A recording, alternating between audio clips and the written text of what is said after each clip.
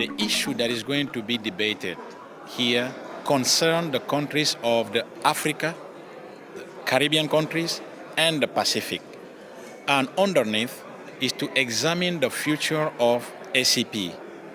So for Equatorial Guinea, this is very important, as at the heart is not only to see what is the future of this organization, but also how to strengthen the cooperation among all these countries. So for Equatorial Guinea, it's a privilege, the trust that these countries has placed on Equatorial Guinea. We are very pleased. We see that the meeting is going very well, and we hope that everything will go fine until the end for the benefit of the people of Africa, the Caribbean, and the Pacific countries. Thank you, Minister.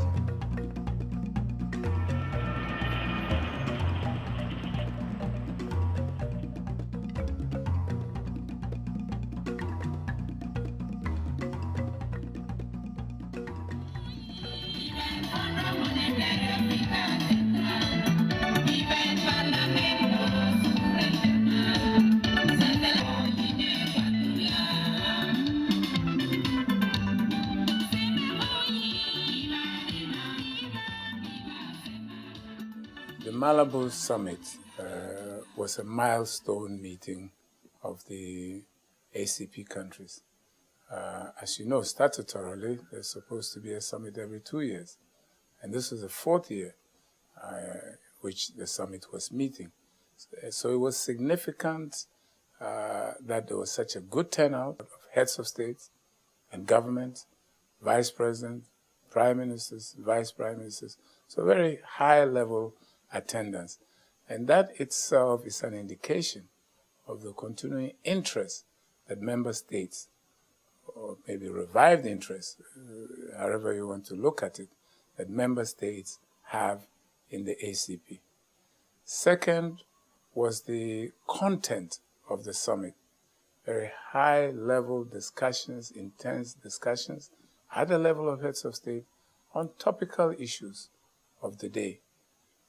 Development, financing, in this post-Busan period, environment, climate change, food security, energy, and sustainable development, the economic partnership agreements, and of course the seminal discussion on the future perspectives of our organization. The theme for the summit, the future of the ACP Group in a changing world, challenges and opportunities, says it all. We live in a very dynamic world. Global architecture is changing, political, economic. Within the ACP regions, we've seen emergence of important regional and sub-regional players, of emerging economies globally. Evolution on the side of our main partner, the EU. While on the one hand, we cherish the partnership that we have with Europe, now we need to see how, going forward, we can strengthen this relationship with the EU, while at the same time building new partnerships, new relationships with the emerging global players, such as, for instance, the BRICS. And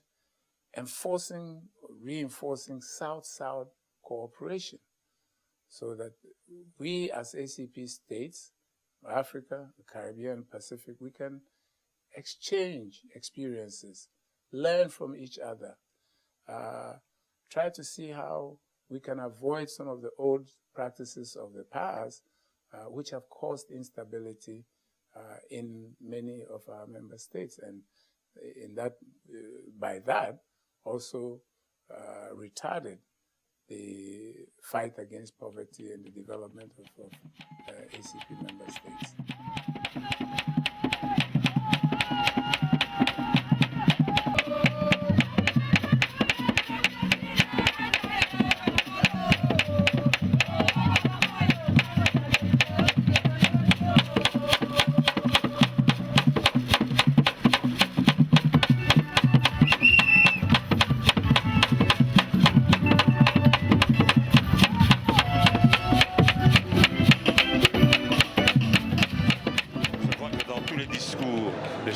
États et de gouvernements africains parlent de gouvernance, de droits de l'homme, de démocratie, de prospérité économique, de redistribution, de solidarité. Donc il y a un pas énorme qui a été fait.